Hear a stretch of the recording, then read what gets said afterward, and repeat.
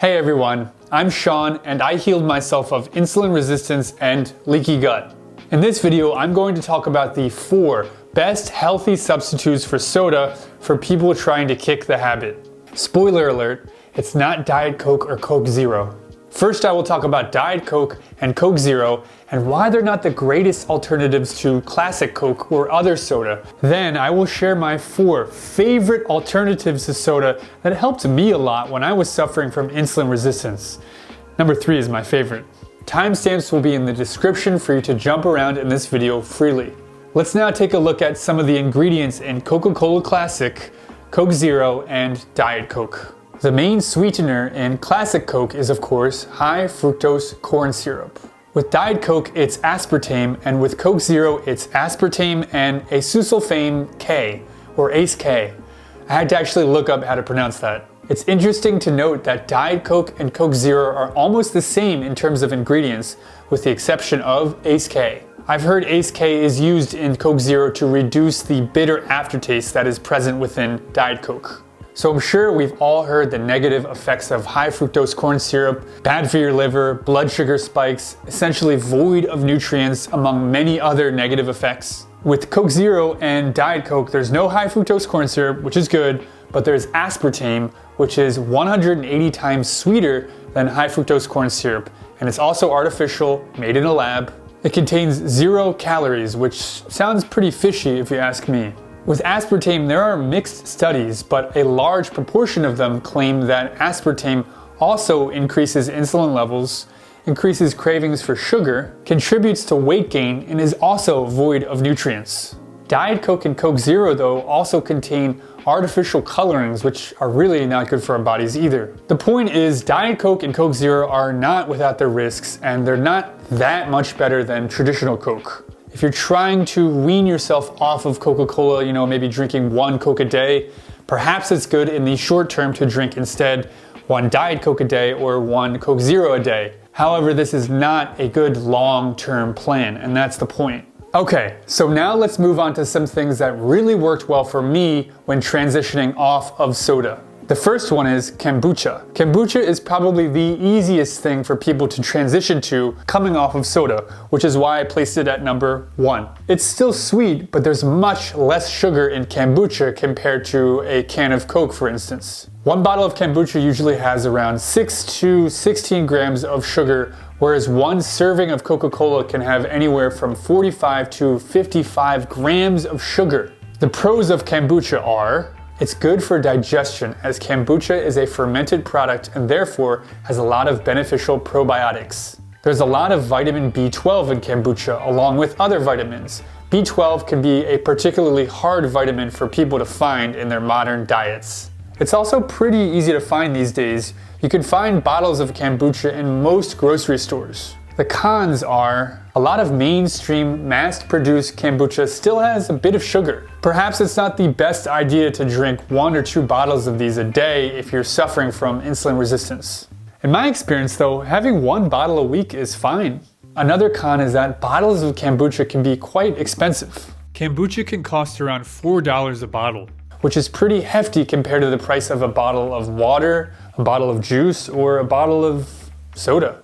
You can actually make Kombucha yourself in your house, but it's not a very beginner-friendly recipe or fermentation process. It requires a starter culture called the mother, and this culture requires regular upkeep, which I think most people are not up for. So perhaps Kombucha can be a stepping stone off of soda, just like Diet Coke or Coke Zero. Of course, it's important to say though that everything in moderation. Okay, so next we have water mixed with apple cider vinegar, lemon juice, and a bit of raw honey.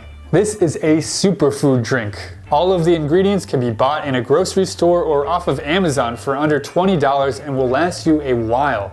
The benefits of apple cider vinegar and lemon juice include improved digestion, weight loss, insulin regulation, lower blood sugar levels, antibacterial, vitamin C, and potassium. And with raw honey, you have antioxidants. Raw honey is packed with nutrients. Raw honey also aids in digestion. The cons are that it's quite acidic, so I definitely recommend drinking this with a straw. This reusable metal straw is a great option. Also, it's easy to accidentally put in too much honey when making this, which to some people means too much sugar. Remember, you don't need a lot of honey.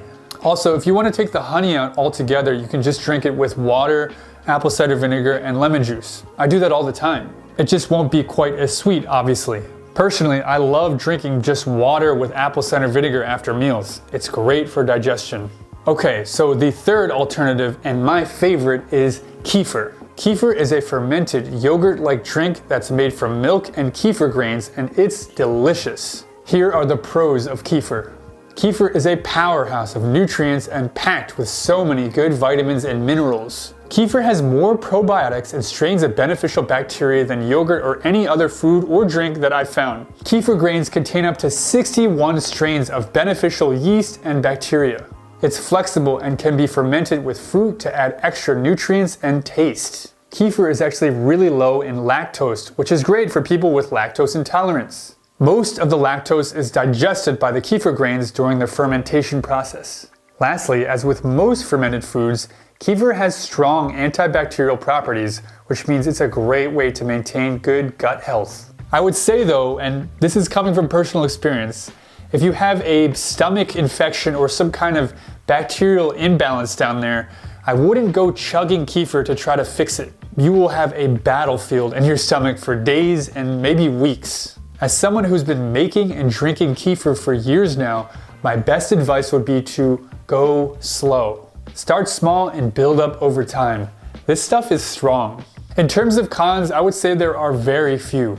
The only thing I can think of is getting the kefir grains to begin with and maintaining your kefir long term. You have to feed your kefir grains milk daily.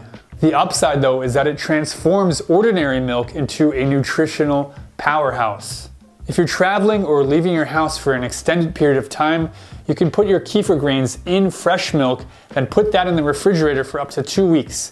If you're leaving for longer than that, you can put your kefir grains in, again, fresh milk in a small container and put that in the freezer for up to 6 months. You can do this too if you simply just need a break from making kefir every day. Now I'm going to show you how to make kefir.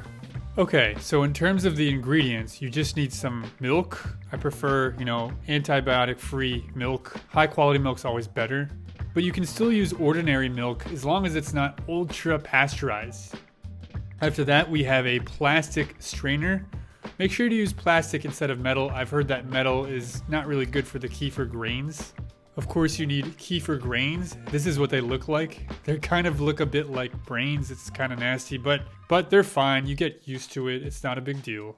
You need an empty 2-liter jar, I would say. And you need a squeegee, some kind of plastic tool that you can use to help you when you're straining your kefir. Later on, you can actually add fruit to your kefir to mix it up and add extra taste and extra vitamins. It's really cool. Here I have frozen blueberries. You just mix those up in a blender and then add them to your empty jar at the bottom. We're going to put the kefir on top, then we'll mix it later. I'll show you, don't worry.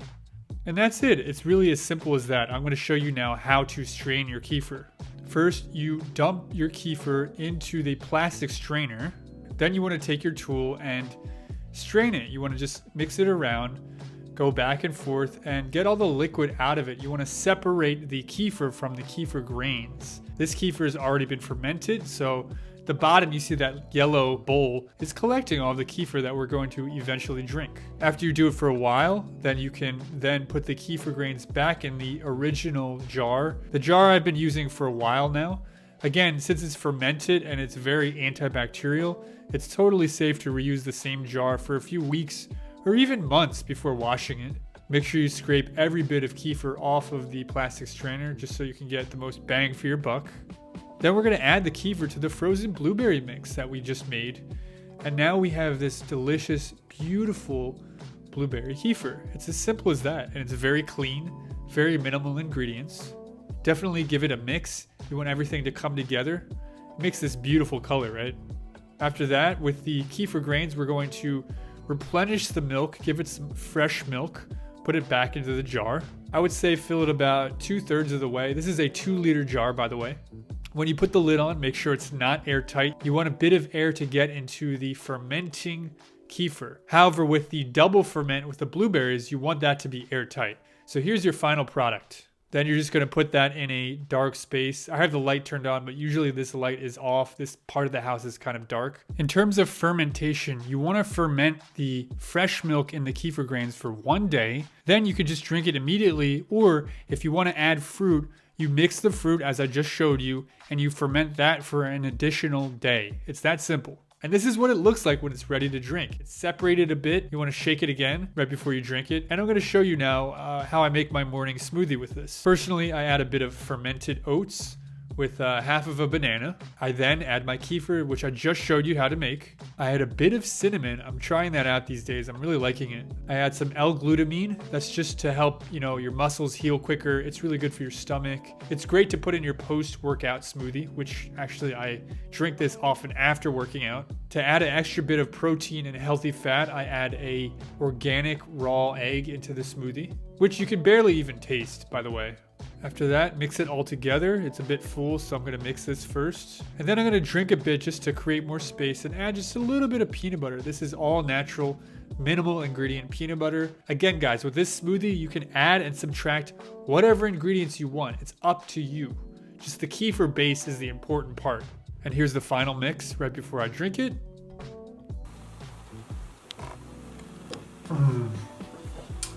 Good. The last substitute for soda is the simplest one of all, fruit. If you're craving sugar, the easiest thing to eat is fresh fruit. At least with the sugar, you're getting tons of beneficial vitamins and enzymes. If you're concerned about eating too much sugar, I recommend sticking to berries like blueberries and strawberries. Fruit is available almost anywhere in the world and it's easy to prepare and eat. Just make sure you wash your fruit well before you eat it and stick to organic fruit if at all possible. Let's all give it up for fruit. Alright everyone, those are my 4 alternatives to soda. I really hope this video was helpful to you guys. I will link the studies down below that I used to help me make this video. And of course, subscribe for more videos from someone who has successfully overcome insulin resistance and leaky gut. I'm Sean and I'll see you in the next video. Bye.